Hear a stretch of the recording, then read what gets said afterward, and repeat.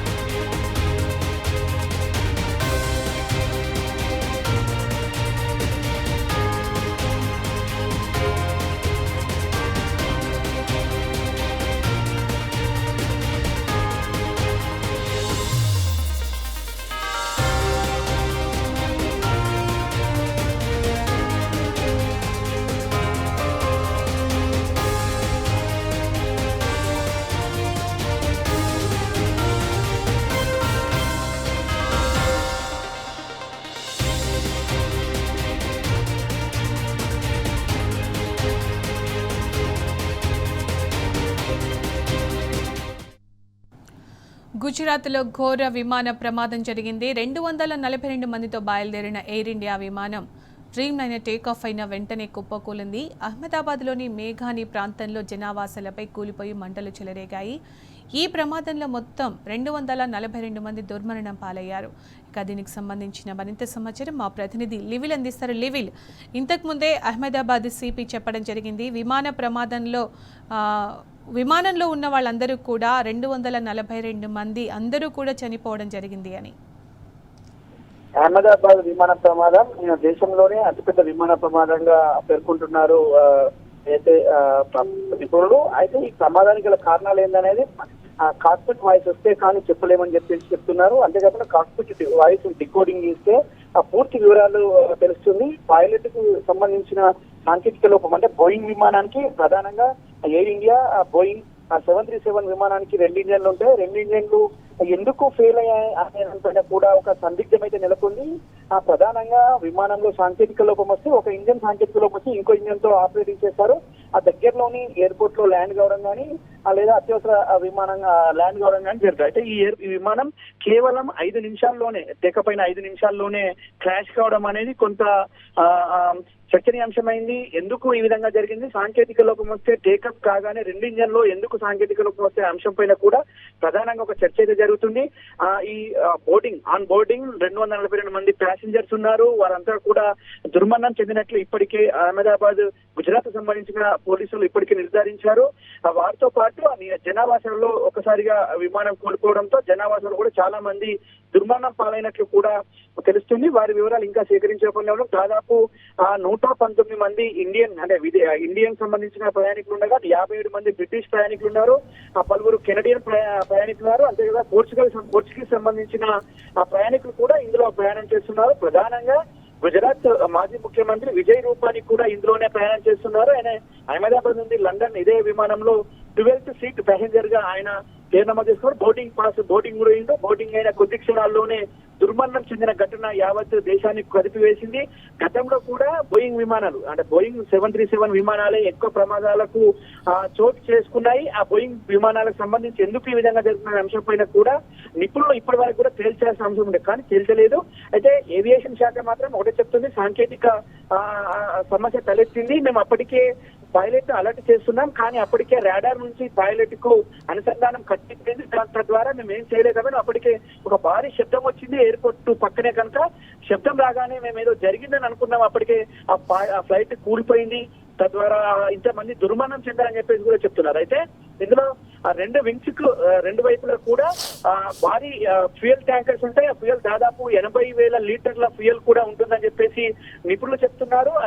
ఒక్కసారిగా క్రాష్ కావడంతో ఆ ఫ్యూయల్ అంతా కూడా బరస్ట్ అయింది. దాని ద్వారా మంటలు వచ్చాయి. మంటల్లో చాలా మంది సజీవ దహనమైన పరిస్థితి వల్ల మనం ప్రత్యేకంగా చూస్తున్నాం.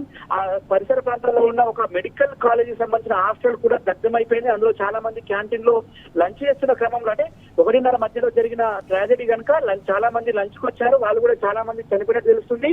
ఈ ట్రాజెడీ మొత్తానికి గల కారణాలు మాత్రం ఇంకా తెలియాల్సింది. అయితే గతంలో కూడా అనేక విమానాలు క్రాష్ అయ్యి అందులో ఇంత పెద్ద మొత్తంలో ఎప్పుడు కూడా క్రాష్ కాలే. ఆ రష్యాకు సంబంధించిన 2016లో రష్యాకు సంబంధించిన విమానం 80 మంది క్రాష్ అయ్యారు. అంతకుముందు గతంలో కూడా కేరళకు సంబంధించి కోజికోడ్లో విమాన ప్రమాదం జరిగింది. అప్పుడు 123 మంది ప్రయాణికులు చనిపోయారు. ఈ విధంగా అంటే గతంలో కూడా ఢిల్లీలో కూడా అనేక సందర్భాల్లో విమానం క్రాష్ అయింది. అప్పుడు కేవలం 10ల సంఖ్యలో మాత్రమే, అంటే 10 సంఖ్యకు లోపే మృత్యువాత పడ్డారు. కానీ వాళ్ళ 243 మంది ఆన్ బోట్ లో ఉన్న ప్యాసింజర్ తో పాటు కిందున్న పలువురు చుట్టుపక్కల వాసులు కూడా చనిపోవడం వల్ల ఒక బాధాకరంగా చెప్పవచ్చు. ఈ విమాన ప్రమాదానికి గల కారణాలు మాత్రం ఇంకా తెలియాల్సింది. ఇప్పటికే డీజీసీఏతో పాటు సివిల్ ఏవియేషన్ కూడా ప్రత్యేకంగా విచారణ చేస్తుంది. ఇప్పటికే అహ్మదాబాద్ ఎయిర్పోర్ట్ అథారిటీ కూడా ప్రత్యేకంగా చర్యలు ముమ్మరం చేసింది. అక్కడ సహాయ చర్యలు కూడా పూర్తిగా కొనసాగుతున్నాయి. ఎన్డీఆర్ఎఫ్, అటు నేవీ, ఇటు రైల్వే ప్రొటెక్షన్ ఫోర్స్ తో పాటు గుజరాత్ పోలీసులు కూడా ఇప్పటికే అంత అలర్ట్ ప్రకటించారు. అక్కడ ఆ చుట్టుపక్కల ప్రాంతాలన్నీ కూడా పొగతో కమ్ముకోవడంతో అక్కడ కొంత సహాయ చర్యలకు కొంత ఆటంకం కలుగుతుంది. వారంతా కూడా ఆ సహాయ చర్యలు నిమగ్నమయ్యారు. దగ్గరలోని హాస్పిటల్ అందరికీ కూడా చిరగా ఎవరైతే చాలా మంది కూడా గాయాలైనట్లు కూడా తెలుసు. వాళ్ళందరినీ కూడా దగ్గరలోని ఆసుపత్రులకు తరలించే ప్రక్రియ అయితే ఇప్పటికే చాలా స్పీడప్ అయింది. చాలా మందిని కూడా తరలించారు. చనిపోయిన ఏదైతే చాలా మంది తరలించిన వారు కూడా వైద్యం అందించే క్రమంలో మరణించినట్లు కూడా వార్తలు వస్తున్నాయి. మొత్తానికి గుజరాత్ కు సంబంధించిన అహ్మదాబాద్ మెగానీ దగ్గర జరిగిన ఈ ట్రాజెడీ మన దేశానికి మొత్తం కూడా ఒక దిగ్భ్రాంతికరమైన వార్త అని చెప్పుకోవచ్చు. ఇంత పెద్ద ట్రాజెడీ గతంలో ఎన్నడూ కూడా జరగలేదని చెప్పేసి విమానయాన నిపుణులు చెప్తున్నారు. అయితే దీనికి గల కారణాలు మాత్రం ఇంకా పైలట్ ఏం మాట్లాడారు, అటు రాడార్ నుంచి ఏం సిగ్నల్ వచ్చింది, వారి అంశాలకు పూర్తిగా తెలియాలంటే ఖచ్చితంగా టైం పడుతుంది. దాన్ని సేకరించే పనిలో ఉన్నారు. రాడార్ సంబంధించి 2 గంటలకు లింక్ కట్ అయిపోయింది. అంటే దాదాపు 1 గంట 35 నిమిషాలకు ఆ ఫ్లైట్ టేకప్ అయినట్టు చెప్పిన నేపథ్యంలో ఎప్పటి వరకు రాడార్ వ్యవస్థ అనుసంధానంగా ఉంది, ఎప్పుడు రాడార్ తో లింక్ కట్ అయిపోయిందని కూడా ప్రత్యేకంగా డీజీసీఏ ఆదేశాలు జారీ చేసింది. అందుకు అనుగుణంగా చర్యలు కూడా చేపడుతున్నారు. ఘటన జరిగిన కొద్ది క్షణాల్లోనే ప్రధానమంత్రి నరేంద్ర మోడీ సైతం అటు అమిత్ షా, హోంమంత్రి అమిత్ షాతో పాటు గుజరాత్ ముఖ్యమంత్రి, గుజరాత్ మంత్రులను, ఇటు civil aviation minister Rammohan Naidu కూడా అలర్ట్ చేశారు. వెంటనే రామ్మోహన్ నాయుడు విజయవాడ నుంచి తరలి వెళ్లారు. అమిత్ షా సైతం ప్రత్యేకంగా ఉన్న ప్రోగ్రామ్స్ అయితే కూడా రద్దు చేసుకుని గుజరాత్ కి వెళ్ళిపోయిన పరిస్థితి ఉంటుంది. అక్కడ ఉన్న వైద్యారోగ్య శాఖ మంత్రితో పాటు హోంమంత్రికి ప్రత్యేకంగా ఆదేశాలు జారీ చేశారు. వారంతా కూడా ప్రధానంగా చర్చ ఎందుకు జరిగింది అనే అంశం పైన కూడా దృష్టి ఇటు సివిల్ ఏవియేషన్ తో పాటు గుజరాత్ పోలీసులు కూడా ప్రత్యేకంగా దర్యాప్తు చేస్తున్నారు. ఈ దర్యాప్తు తర్వాత కాక్పిట్ వాయిస్ వచ్చిన తర్వాతే దీనికి గల కారణాలు అయితే తెలిసే అవకాశం స్పష్టంగా కనిపిస్తుంది. చాలా మంది విదేశీ ప్రయాణికులు ఉన్న నేపథ్యంలో వారికి సంబంధించిన కుటుంబీకులు కావచ్చు, ఇక్కడ ఉన్న దేశీయ ప్రయాణికులు చాలా మంది భారతదేశం సంబంధించిన ప్రయాణికులు ఉన్న నేపథ్యంలో ఆ కుటుంబ సభ్యులకు ఇప్పటికే కంట్రోల్ రూమ్ ఏర్పాటు చేశారు. ఆ కంట్రోల్ రూమ్ ద్వారా ఆ వివరాలు సేకరించి ఆ కుటుంబ సభ్యులకు తెలియజేస్తున్నారు. ఆ కంట్రోల్ రూమ్ లో ఇటు సివిల్ ఏవియేషన్ తో పాటు గుజరాత్ పోలీసులు, ఇటు ప్రధానంగా అహ్మదాబాద్ ఎయిర్పోర్ట్ అథారిటీ కూడా ప్రత్యేకంగా కంట్రోల్ రూమ్ ఏర్పాటు చేసి ఎప్పటికప్పుడు మానిటరింగ్ చేస్తున్న పరిస్థితి కనిపిస్తుంది.